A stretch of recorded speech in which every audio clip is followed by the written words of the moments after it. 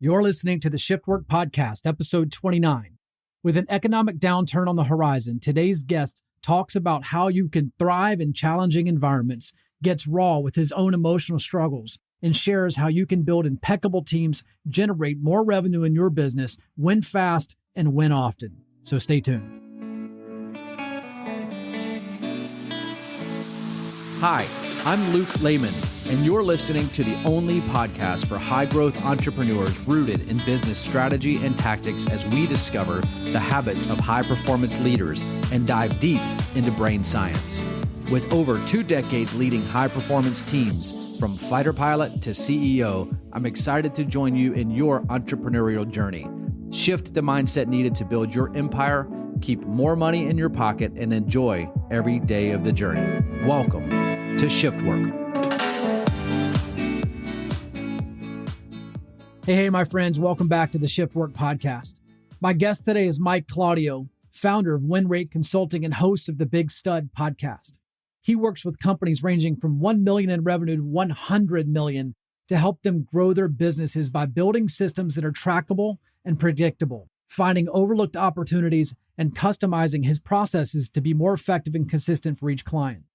Mike urges his followers and clients to win fast and win often.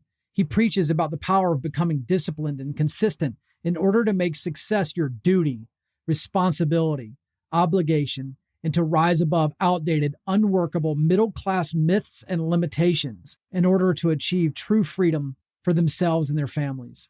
His straight-shooting viewpoints on leadership, small business, business development, employee recruiting and retention, and personal development have made him a valuable resource for anyone seeking knowledge and insights on real topics that matter. Most importantly, he is a husband to Tiffany and father to 2 sons, MJ and Everett. I'm excited to welcome Mike Claudio. Let's jump right in. Mike, welcome today. I'm super excited to have you on as a guest. You've done some incredible things, both in your podcast, with your nonprofit, and in your consultancy and coaching business that you're making a significant impact on the lives of other business owners. And I think that's not only is it noble, but frankly, it's just revenue production. It's our ability to generate more revenue for those around us. I know that you're passionate about your nonprofit, and we'll get to that towards the end of the episode because I'd like for you to share with the viewers about how they can get in and have an impact. But we started the conversation just a little bit about the Great Resignation and what's happening inside our culture as the labor has shifted. And the way that I tell the story, in 2001 was we went through a security crisis. 2008 was a financial crisis. And if those were true in 2022, following COVID, we're going to have a labor crisis. So I really like to start that off with what you're seeing in your own business and those of your businesses that you coach and mentor. What are you seeing about the Great Resignation, and how do we go back to a culture-driven retention process? I think right now, the biggest challenge is coming from external influences of our employees, right? Like they see their friends or their family or like the social media highlight reel of other people and the freedoms and how happy they are. And they're working from home at the beach. And there's this gross, I think, misinterpretation of what leading a successful life is supposed to look like. People think like retirement and no responsibilities and being on the beach with the Mai Tai is like happiness. It's not. People go that route and then they're miserable and they don't understand why. And I think, the easy button, I always talk about F Staples. The easy button's not a thing. Like it's not real, but as a culture, we've looked at creating efficiencies in some sense has been good. And in some sense, I think has given people a misunderstanding of like what it takes to actually be successful. Successful doesn't mean that like everything's easy. And so the minute people start to hit some friction in their career, in their evolution, in their personal development, in a business having to adjust because of market conditions, they have to evolve. They got to learn. They have to advance as a person and as a value added asset to a company. And when you look at how kids have been brought up, and I'll say kids as an example, because I think you and I are in a similar demographic and age bracket, right? So I'd say like the kids, us, and I'd say we're at the spear of that, but like kids have been raised that, we're going to do a grading curve because everybody failed at this test. We're going to make everybody's grades better, and we're going to help you, and we're going to create additional resources so that you don't get left behind. But like, that's not how the real world works, right? The real world will leave you behind if you're not adding value. And so people think that when they're being held accountable or being held to a higher standard, they don't like that. So they assume you're wrong, as opposed to understanding and believing that they are not performing to the standards that they agreed to, or the standards had to evolve because of the changing in markets. Like if we look at home services and construction right now, like it's going to be a lot harder to make money in the next 18 months than it was the last 18 months, period. So companies have to evolve. You have to bring more value so the company can maintain.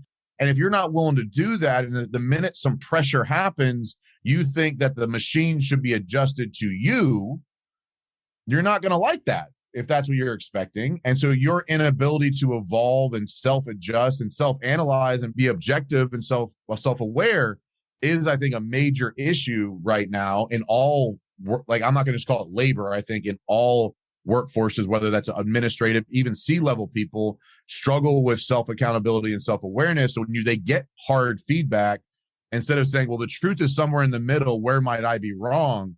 They immediately think, well, you don't appreciate me and you don't see what I am doing and you're wrong. And I'm going to prove it to you because I'm going to go somewhere else. And then you go there and it's the same problems, and it's the same problems. You look at somebody's resume, they've been 7 places in 7 years, but they want to, in an interview process, blame everybody else but themselves. That's a red flag. But I think a really long answer, I think, to your question of, I think I am seeing it. And I think a big part of that is access to information and access to the stories of other people's highlight reels gives people a false sense of entitlement and accomplishment, that they feel like they might be appreciated more somewhere else, when in actuality, they're not even appreciating themselves where they're at and living up to their own expectations and evolution strategy to get and maintain value within a company. I'm going to make that answer be even longer because I want to dig a little bit on some of those. You mentioned a couple of words that were wildly important for me. And before we get into it, I'm going to go back to accountability, and then I'm going to reflect back on self-integrity a little bit. So I'm going to go there. But generationally, we have been raised on this concept of social media. And you and I don't want to go out there and put about 14-hour workdays. And we don't want to talk about when our revenue production is lower. And we don't want to talk about when we have to tap into a line of credit to be able to make the payroll for the growth of our company. So it's a little bit of false advertising as we put that out there. Not a little bit. It's a whole lot of it. Yeah, a lot of false advertising. Right. So what do we do? Here we are as business owners, and I cannot yield on the fact that we're a for-profit company. I need people to come and produce on a daily basis, but I also need them to be able to grow as they like to grow. So how do I reconcile that as a business owner? The first piece is the assumption that you have the right people in the right seat. And if you do, how do we retain them? But then how do we also stay accountable to ourselves and say, it's time for you to go, if you think you can go get the Mai Tais and the beach life? So I've heard this best described by Ed Milet. And the concept of your mission has to be so clear and so big that everybody on their team, on your team, can see the success they want in their life as a part of your mission. Okay. And so how you do that tactically, and I'm going to go in 3 stages: before, in the recruiting, in the interview, and then in the accountability and maintenance side.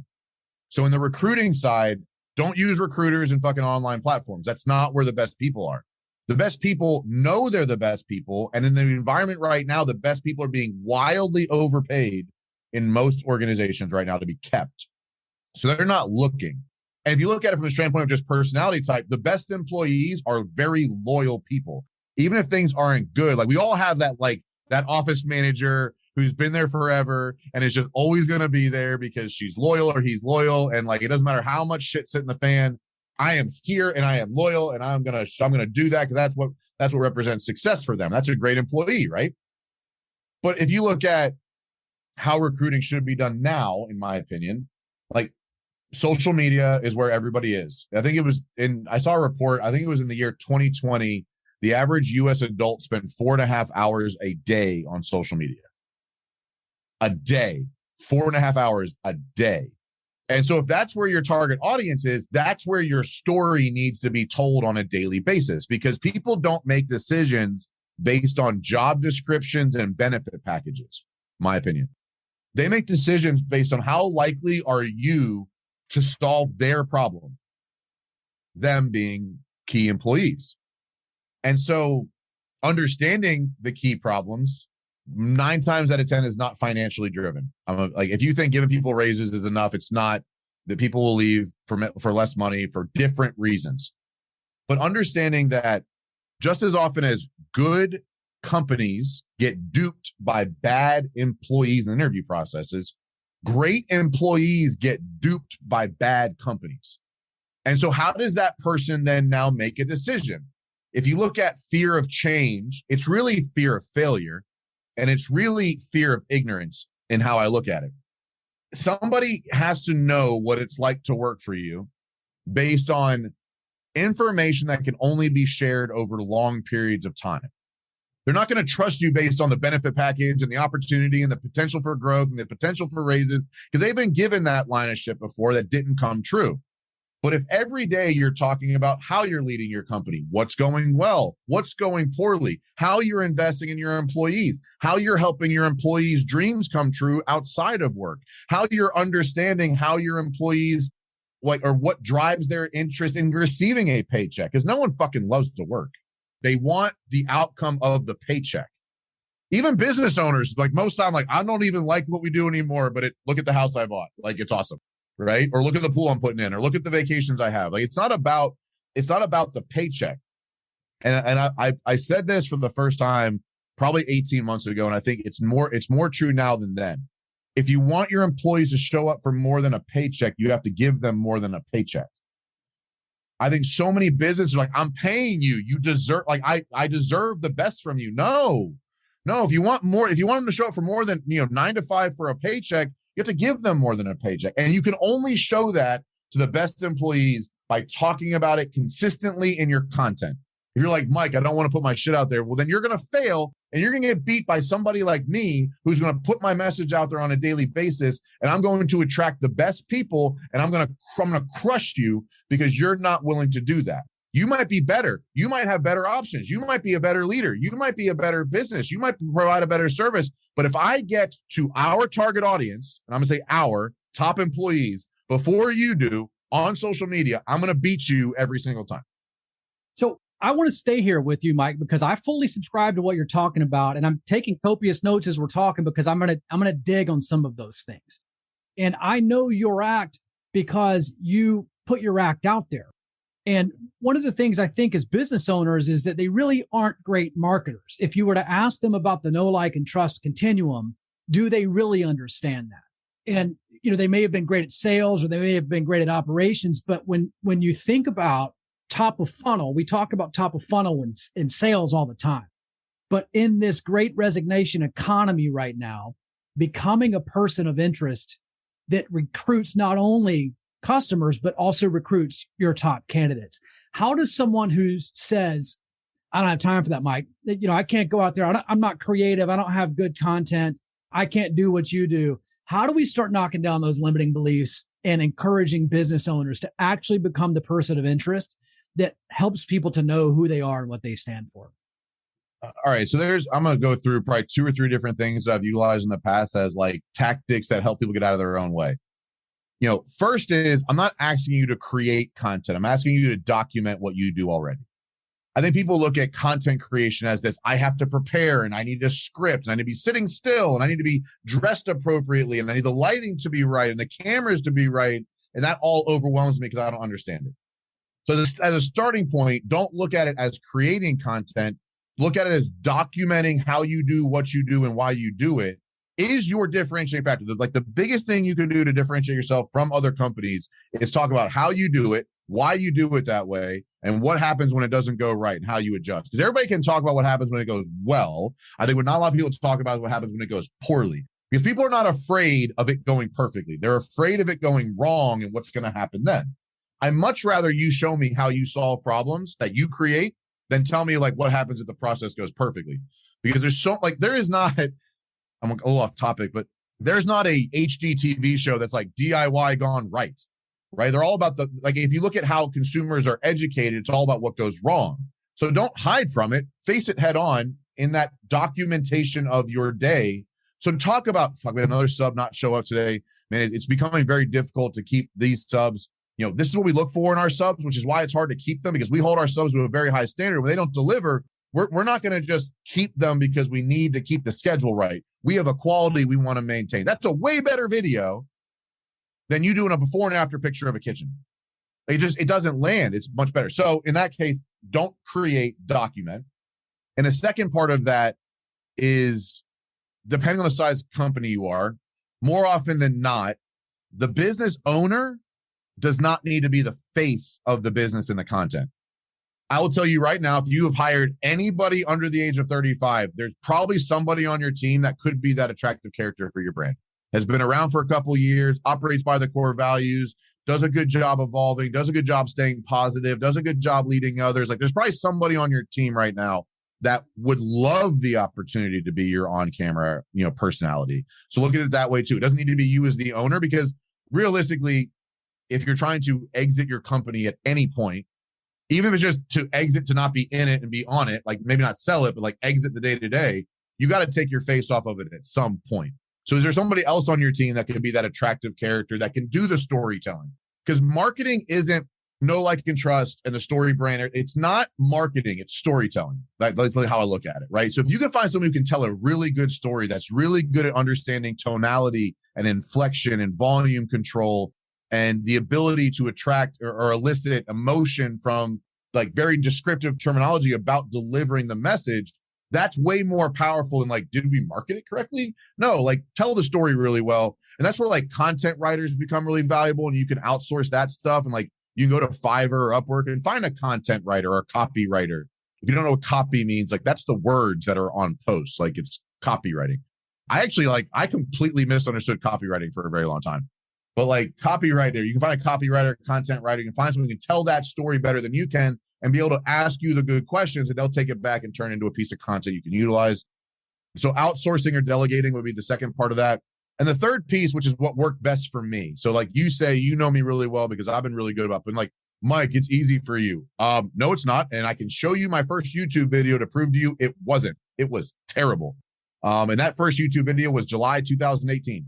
Like, that was my first YouTube video. Most people have only found me in the last 6 or 8 months, but I've been posting content on YouTube for 4 years.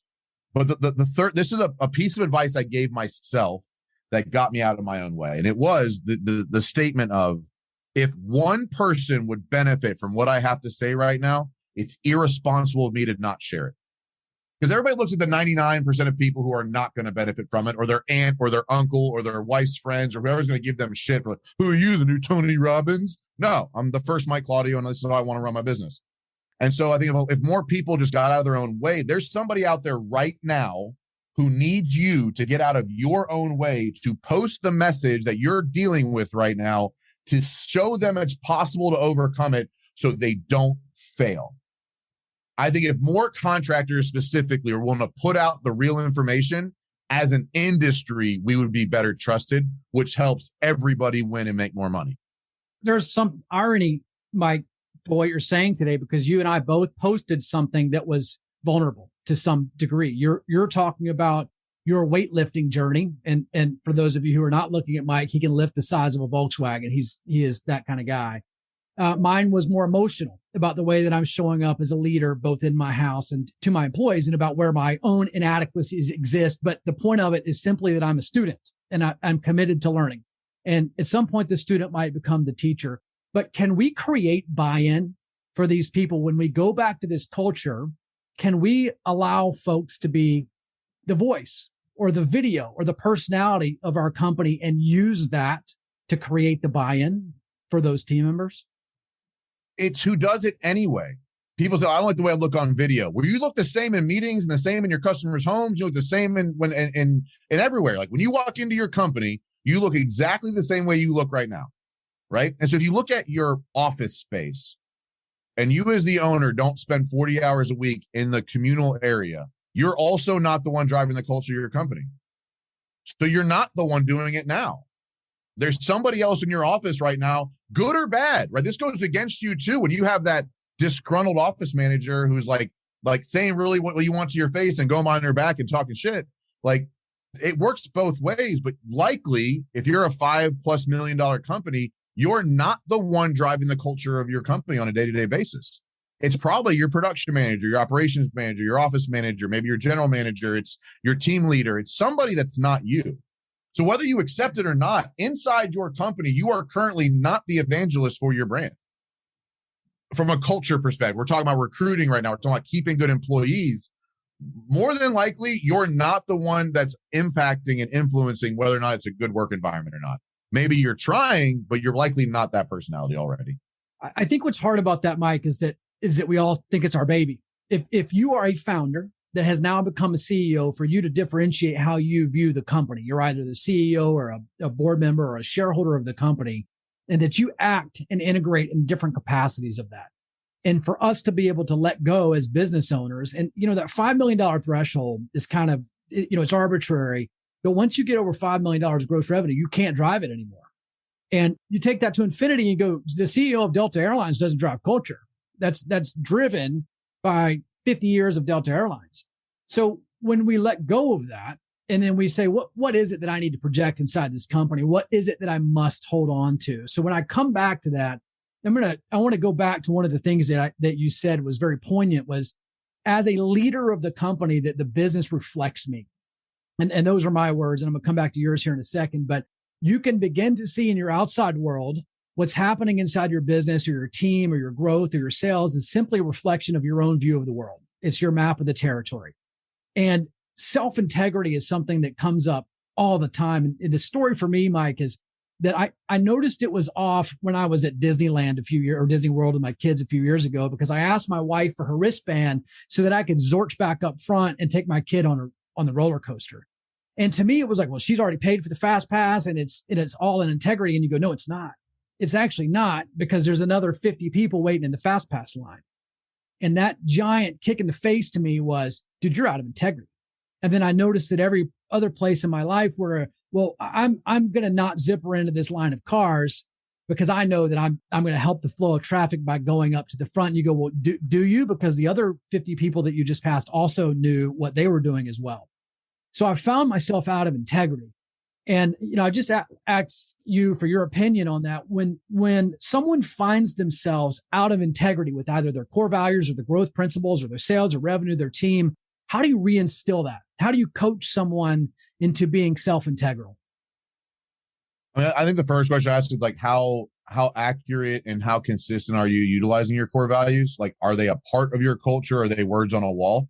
So I'd probably start there. So like, if we're going down the progress here, like, a lot of times I think people create core values potentially a decade ago and like they're words on the wall, but they don't actually represent who you are now. So I'd start with like reevaluating your core values to make sure they align with who you are and represent now. So I had I had an original list and I adjusted it to be more granular to who I actually was, that used words and terminologies that, like, when I say my core values, like, yeah, that's Mike. So I got more intentional with them, and now it's easier for me to uphold them because they more define who I want to be and am now. So I'd start there. And if you don't have core values, like, let's start there. Like, if you don't have a guidance system or a GPS system, however you want to call it, the core values are the guidance system that you utilize to accomplish your mission, to make sure you get there on the right path. There's a lot of ways to get to success, and they're not all the right path. So the core values allow you to get there on a way that you determined is right. From there, if you look at the win fast, win often mindset, there's a whole story behind where that came from. It's a tagline, but ultimately it's a lifestyle. Like, you can make a change and a pivot in your entire ecosystem, your entire demeanor, your entire, we'll say, the way you feel about yourself in just winning the next decision. Win fast and win often is not about this like grandiose scheme. It's about, I have to win fast and I have to win often, which means I define my wins, core values, what it looks like to win, but I have to analyze every next decision to, am I or am I not still operating? We'll say, like, did you do 9 reps or 10? Did you put your cart back? Did you say some things in the DM to a woman you shouldn't have? Like, there's different levels to it. But once you start pivoting in a direction, such as being willing to skip the line at Disney World, it starts to pour into creating a diversion. Because if you look at navigating a cruise ship, if you look at one side of the ocean where they leave port, if they're off by 1 degree when they leave port, their destination is missed by hundreds, if not thousands of miles. that 1 degree, that one decision. So if you don't have a way to check the next decision to bring you back on course, over time, 1 drink a week turns into 7 drinks a night, right? 1 missed workout turns into 90 days of not working out. And so you need that guidance system to be able to self-analyze. We talked about earlier being very self-aware. I think it's one of my skill set superpowers. Like, I'm very objectively self-aware, and there's a lot of things that led to that, but I'm able to self-analyze every decision on how effectively I am aligning with who I am. I always tell people answer 2 questions. Who do you want to be and what do you want to be known for? And so if you can answer those 2 questions in extreme detail, who do you want to be and what do you want to be known for? Who do you want to be is like what you believe about yourself and what you see about yourself. What do you want to be known for is what do other people perceive and think about you? And so like my core values and my mission in life and the way that I show up and the way that I set the standard and the way that I'm the example all comes back to who do I want to be and what I want to be known for. And so if you don't have that guidance system, right, core values and understanding of your mission, and understanding of your vision, you're never going to be able to get back on track because there is no clear destination. So there is no clear track. And very rarely do I think people make an obvious bad decision, right? So if you get to the fork in the road, there's the right decision and then there's an other decision, right? And it's not always bad. It's most time it's like a good or not so good, but like it's not really clear because I don't really know the outcome. So like, do I do this or do I not do this? It's just 1 drink. I just sleep in 1 day. It doesn't seem like a big deal. But then if you keep turning left as you're going down your journey, 1 little decision at a time, I'm using left because I don't know, it's just on the screen. But like left is bad, and it's an example. If you keep turning left, every little left gets you farther and farther from who you want to be, what you would call in integrity with yourself. And so you go back the same way. 1 little decision at a time to the right gets you back on track or back in integrity. So I think it's about analyzing and understanding how every decision plays into the outcome. I'm actually doing a keynote speech right now where I'm talking about embracing the change and understanding that there are no neutral transactions in life. It's either adding to or subtracting from energy and your mission, period. And so not all transactions are audible. Sometimes it's your demeanor. Sometimes it's your facial expression. Sometimes it's how you respond or your tone. But every transaction in life, every interaction in life has an outcome, positive or negative. There's no neutral engagements.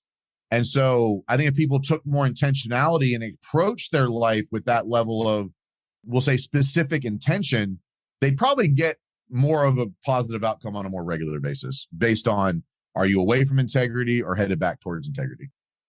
There's, again, we can sit here and have whiskey conversations all day about this, and they're interesting. You know, my keynote that I'm on stage for right now is about the stories that we tell that become the foundations for tomorrow. And literally, it's about making those little rudder changes. And as an aviator, I can appreciate that change there. One of the things that you just said, though, about being 1 degree off course, and I think what's important to note is when you said, I actually made a culture change. When my core values were no longer aligned with where I was going or who I wanted to be, is that I just needed to change. And to look back on my Claudio 3 years ago and to say, well, that was a 3 or 4 degree change, but it's not too late for me to change today. And I'm going to correct back. But I think that's as much about making decisions with the information that you have present, because the worldview for Mike Claudio happens to be a little bit broader at the time of recording than it was in 2018 when you first recorded the video. So there is some awesome stuff there that you're kind of talking about. The last piece on culture that I'd like for you to help us reconcile is this Mai Tai on the beach construct. And, you know, I don't think COVID did us any favors. The first people that were beating the door down that says, I'm scared of COVID, were the people that needed to go work from home anyway for some other reason. And productivity in my circles and in my businesses has been on a rapid decline. And as the business owner, we start taking it back and we say, I mean, it's still a for-profit company. You have to be productive and accountable for whatever your role is, or I can't continue to keep you as a cost center.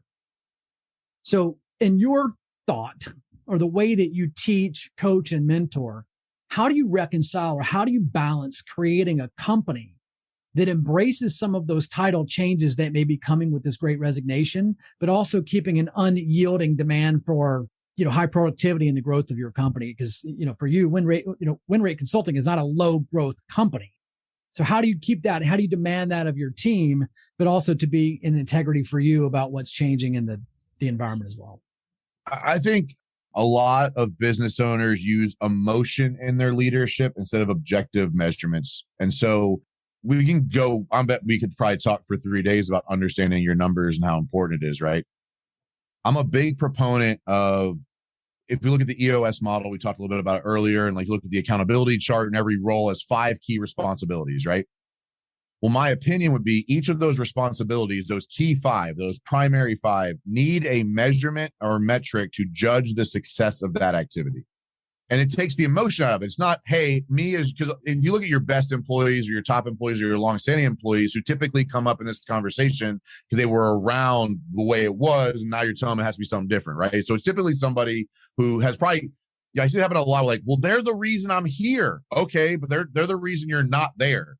And so that's a very emotional situation. And it becomes my opinion against yours. If I say, I don't think you're working hard enough, I don't think you're getting the results I need, I don't think I'm getting an ROI on you, that becomes an emotional opinion. And immediately that employee is going to take the need or the stance of, I need to defend myself against you. So I'm going to get defensive. I'm going to bark back. I'm going to feel underappreciated. I'm going to start thinking and having resentment for you because it's emotional. It's my opinion versus yours. If you are able to develop key KPIs, key performance indicators, or metrics that are related to the return on investment from that employee, even though you may not like how they're communicating or operating right now, different conversation, but your ability to then mentor and coach them to success is less about their ROI and more about their cultural fit. Or in general, it's not my opinion against yours. It's your results versus the standard we agreed to. We said over here, objectively, we need to hit these metrics. We'll choose a sales manager. We said we needed to get 100 leads. 80 of those we needed to sit down with. We need to deliver at least 40 proposals. We got to close at least 20 clients every single month. We agreed upon that last quarter, right? You're not there. Why? Let's look into it. You had enough meetings. You had enough sits. But we, instead of 40 proposals, we only got 30 out. Well, let's try to fix that metric. And then now you're intentionally evolving that employee to match the evolution of the company, as opposed to, it just doesn't seem like you're working hard anymore, man. What's up? Right. And because as a business leader, whether you're a manager or an owner, especially with the at-home, we're saying reduce productivity conversation, yes, they're going to work less hours. And the old school mentality is, I'm paying you for hours.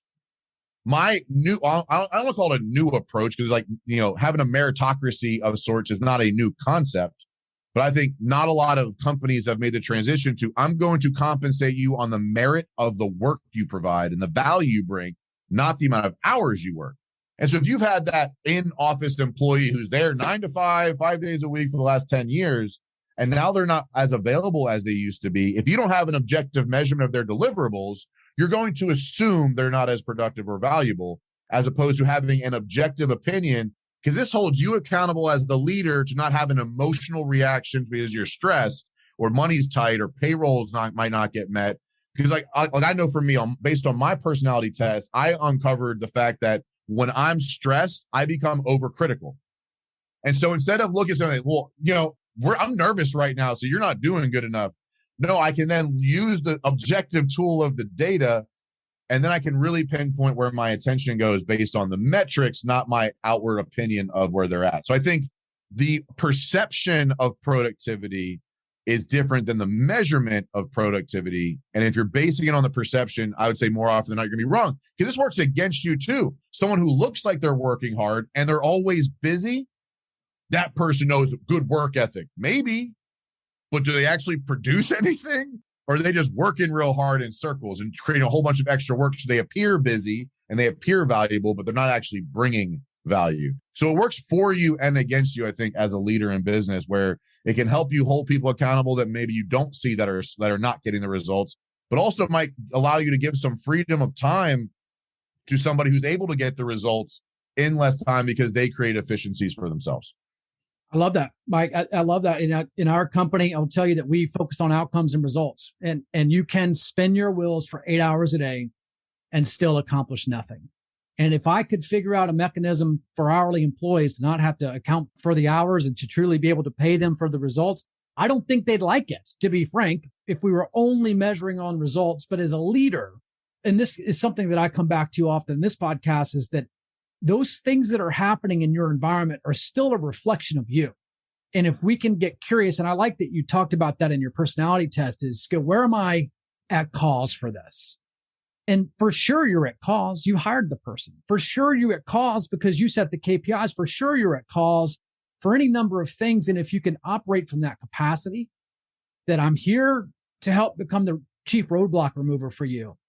I'm also going to hold you accountable, but together we can figure out, because the output, I want 100 closed deals. If our input, if our KPI was 400 leads or however many phone calls, we have to adjust that together, but I need you to have buy-in, and it starts with me to be able to have that accountability. So I think that's super. Well, and I think in a virtual environment too, it's really important to ask the question of your employees, how do you like to be held accountable? Because I have a client, I have an employee, and I have an employee right now. I'm like, hey, you're going to do this quarter. Yes. How would you like me to hold you accountable to make sure that happens? Right. And so, and people have different answers for that. Like if I look at an athlete who played at, let's say, a high school or college level, probably wants a harder accountability than somebody who wasn't an athlete. Because if you weren't an athlete, you don't appreciate the value of a coach coming down on your ass and cussing you out because you didn't perform or you didn't practice or you're being lackadaisical. If you never had that experience, you take it as, and you internalize it as opposed to using it as a motivator.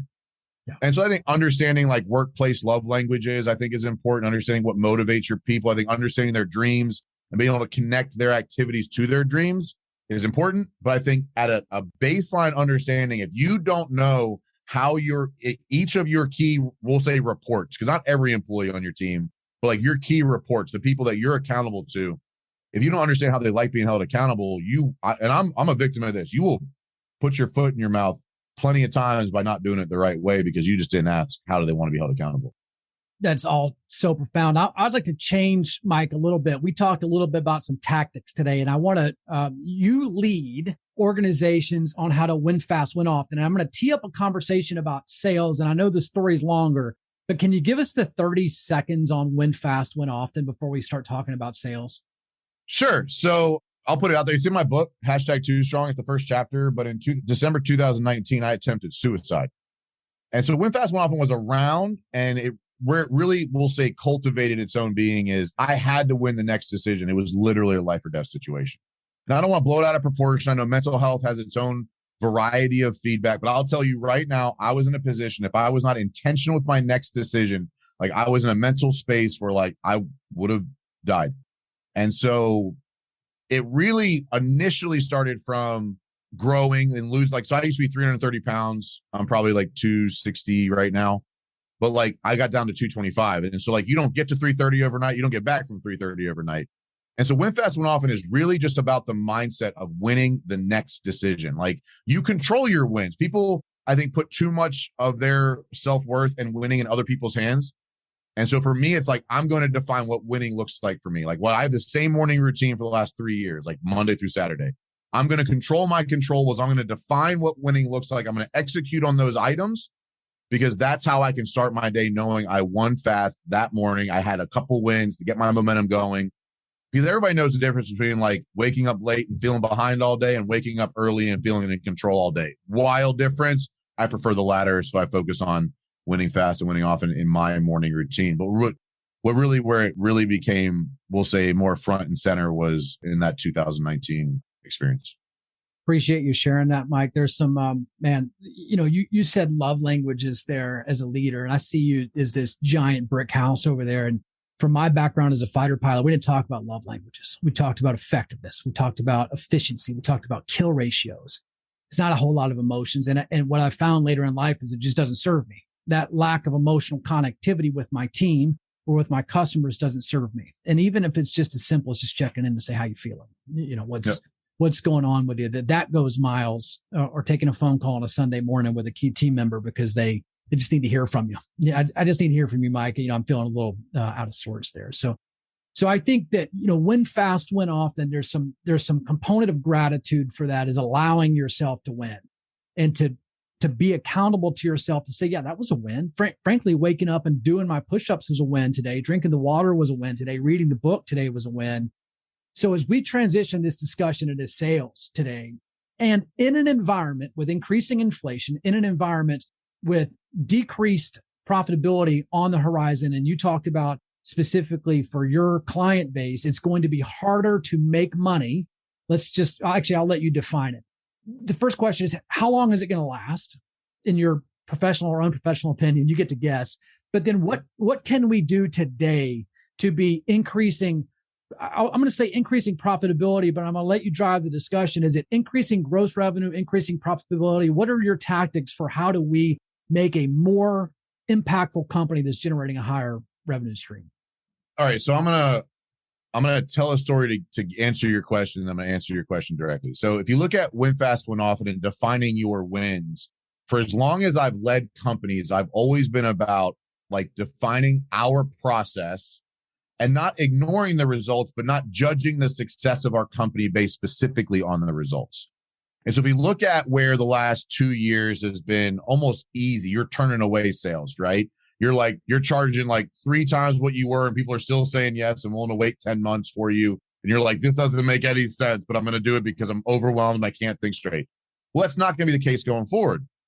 And so I'm going to pivot it a little bit to, if you don't control your controllables, your self-worth and your mental health is going to go down the shitter. Because if you're judging your personal worth on the gross revenue numbers of your company, which I have clients that do, if they're not selling and growing, they're not feeling like they're worth anything. That's a scary place to be in an environment you don't have control over. Like, you can't control who signs. You can't control who gets financed. You can't control who quits. You can't control who gets hired. Like, you can't physically control those things. But you can win. Like, if we use win fast, win often, you brought it up, I'm going to use it as we're going to control our controllables. We're going to make the calls. We're going to do the in-persons. We're going to do our site visits. We're going to simplify our process. We can operate at a higher level of efficiency so that we can cut costs. Because if we control our controllables with metrics that judge success of those, not just gross revenue, not just bank balance, not just how much, like, this is we'll say a survival moment. I don't think we're in survival yet, but like, leads are down. But like early summer, late Q2, that's pretty normal. But let's see what happens like over the next 60 to 90 days. I think will be a telltale sign of what we're looking at and how long it's going to take. So how long? It's too early to tell. I think we're going through some scarcity mindset right now where leads are down early summer, late Q2, which I believe is always the case when like kids get out of school and routines start changing, people stop making decisions as regularly. And I think, so let's see what the next 90 days look like to determine, are we in a new normal where like sales are just going to be down, or are we in an early summer lull? Too early to tell right now. That's my professional opinion. Like, look, in sales, I've been in home service sales for almost 9 years. Early summer is always bad. Vacations happen, new routines, kids are home, people are overwhelmed. It's a bad time of year for decisions. People, even just the money side, right? People are spending money on vacations and stuff. But if we control our controllables, we can then, we talked about earlier, 100 leads, 86, 40 proposals, 20 signed contracts. If you know the metrics and you can control your controllables about how many meetings are we getting, how many calls are we making, how many posts are we making, how much outbound, how much networking. So we're controlling the controllables specifically from a sales revenue generation perspective. Then we can make tweaks to the volume to get the outcome we need. If you don't know your lead rate, if you don't know your cost per lead rate, if you don't know your sit rate, if you don't know your close rate, if you don't know your average project size, if you don't have this data, you can't finagle the equation to get the outcome you want. You're just, let's show up today and work hard and hope some money shows up for payroll this week. Like, that's not going to keep working for you. You need to have a better understanding of what gets the results you want. Because what used to be 100 leads to get, let's say, 20 clients might now need to be 400. And that's just the reality of the situation. So how are we developing 400 leads in a month? I think people tend to cut marketing expenses first. I think that's a terrible idea. But what are we getting? Do we pivot that? I think in general, most people have become complacent on lead generation companies and inbound leads just because like no one else was answering the phone. And so with a decreased market, increase in referrals and relationship is going to be incredibly important. Like, I've built every one of my companies, and every construction company I've worked for was built by relationships. I've never paid for leads. And put perspective, in 2018, when I was still vice president of the roofing company, I personally sold $3.8 million in roofing, retail, no ad spend, all relationships. And so if I'm looking at metrics and you have a team right now who's sitting back saying, yo, boss, where the leads at? You're fucked. And there's no other way to say that, because you're not teaching them to go be self-sufficient and hunt for opportunities for the business to stay where the business needs to stay. And so I look at, how are we judging success? How are we mitigating the ups and downs of the unknown? Control the controllables. Win fast, win often on what you can control. You can control how many door knocks or how many drop-ins or how many outbounds or how many DMs or how many posts. You can control those things. You can't control who has money and who doesn't, who signs, who doesn't. And if you put your value and you put the fate of your company in things you can't control, I think we would all agree that doesn't end well for anybody involved. Yeah. So I have two more things that I want to talk to you about before we wrap this up together. And I want to thank you for the impact that you're going to have on the listener base and for what you do at WinRate anyway. But if I'm a home services company, I do about $3 million a year in gross revenue, and I come to you and I go, Mike, man, I'm just not feeling it anymore. I'm scared of the downturn. I'm losing interest in this. I'm considering I should probably just close the door. What do you do to triage me? If you give me the opportunity that I can have an early win to win fast, win often, how do you triage that business? And so that's a long answer that I'm not going to dive all the way into it. But the first step is understanding, like, why did you start the business to begin with? I think so many people get stuck in it. They forget why they started it, and they start to get consumed by the monotony of what's not going well because they're not controlling what they can control. So the first step for me would be like, what hats are you wearing that you hate? Let's get you out of the roles that drain your energy, right? Because sometimes it's just by happenstance. You get stuck in payroll and you hate payroll, but like there's no one else to do it. I don't have time to find somebody. And so you hate going to work every 2 weeks because it's payroll week. Things like that. Like, what hats are you wearing right now that are draining your energy from being happy and doing what you want to do in the business would be the first step I would take. And saying, hey, where are you in your business that you hate being? Let's figure out that accountability chart. Let's figure out that roles and responsibilities. Let's figure out what parts of that job you hate the most. And let's outsource, delegate, or eliminate it so that you can get back to like enjoying going to work again. I love that. It's not the desperate times call for desperate measures. It's just the fact that what got you here is not going to be what gets you there. So I want to make sure that we have the time to discuss this. And I have two more questions for you at the end that are going to be easy, but they're your questions. So I'm going to give them back to you. But before we do, Mike, I want to know about this nonprofit. You guys had some significant wins in the past weeks, but I first want you just to tell us a little bit about the nonprofit, but then I also want to know your why, about why you got into it. Yeah, sure. So I'll answer both questions kind of fluidly. So I'm really big on anti-bullying. I got bullied as a kid and I was a big kid, but you kind of called it out earlier. I'm an incredibly emotionally aware person. Like I have a tattoo of a heart literally on my shoulder because like I carry my emotions on my sleeve. And so I'm a very emotional person. As a kid, you're an emotional kid. You're going to react when you get bullied. Like you become fresh meat for everybody. And I was a big kid early. Like I was 5'9", 185 pounds in the 8th grade. I was a grown man going to middle school.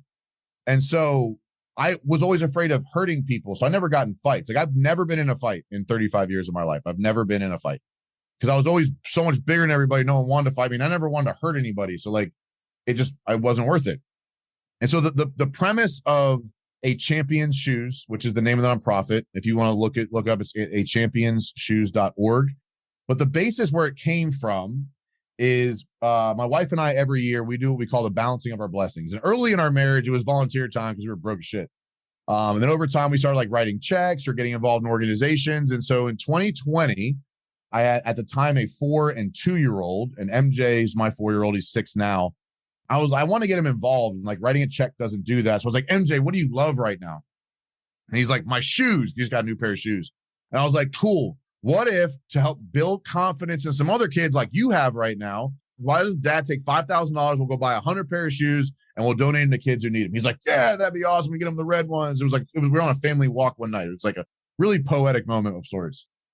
But from that, I was driving home from the gym one day and I'm like, why am I stopping at 100 pairs? And why am I stopping at 1 year for this? Because I would agree. And I think most people would, like, there's nothing that replicates the feeling of a new pair of shoes. Like, I don't care how old you are. You put on a new pair of shoes, you can run faster, jump higher, close more deals, get that girl, get that man. Like, you just feel different in a new pair of shoes. And there's millions of kids in the country who have never had a new pair of shoes or a pair of shoes that fit right or anything. Like, nothing that they'd be proud of walking into school with. And I think as the social media highlight reel continues, like bullying of kids is becoming even greater. Like suicide in kids under 18 is at a massive uptick right now. And so like, how do we instill confidence? So my wife and I said, look, why don't we try to build championship level confidence by giving name brand shoes to kids who can't afford them? And that's where we started. So we launched Black Friday 2020. And between Thanksgiving and Christmas, we raised $50,000 and sent out almost 500 pairs of shoes. So at growth over the last year, like last year, we raised about $250,000, sent out a couple thousand pairs of shoes. This year, like just the back to school push over the last, we're in the middle of our back to school push right now. So we have two big pushes a year, back to school and Christmas. But our back to school push right now, we've done 2,500 pairs of shoes in the last 6 weeks. That's incredible. And we purchase every pair for specific children. Every pair gets a pair of socks. Every pair gets a card handwritten with the child's name that says, "We believe you are capable. Go be a champion." We also do pre-posted thank you cards so the kids can express and practice gratitude. And then we wrap every single pair. Very time consuming, very, very intense from that perspective. But that's how we go about. The why behind it is anti-bullying, creating confidence in children. The process behind it is raising money and donating name brand shoes to underprivileged children throughout the country. I love that, Mike. And as we wrap this up today, I'm going to encourage the listeners as we kind of close this to take a look at the website and to be able to figure out how to get involved, even if it's a pair of shoes or 2 or 3. My last 2 questions. Who do you want to be? I want to be the best example of myself for my children. What do you want to be known for? I want to be known as a champion in all things I do. I love it, Mike. Thanks for joining. Appreciate it, man. I hope you enjoyed the episode today, and it encourages you to go out and to make changes and to be the example of what winning looks like, to win fast and win often. If you want to learn more about what Mike Claudio stands for, you can go to mikeclaudio.com, or you can learn more about his nonprofit at achampionshoes.org. We'll link them both up in the show notes. I hope you have a great week, my friends. Keep winning. We'll see you right back here next week on the Shift Work Podcast.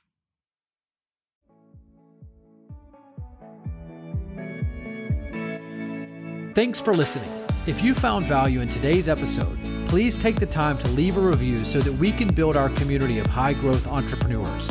If you'd like to stay connected with me, go to www.lukelehman.com to find a link to your social media channel of choice.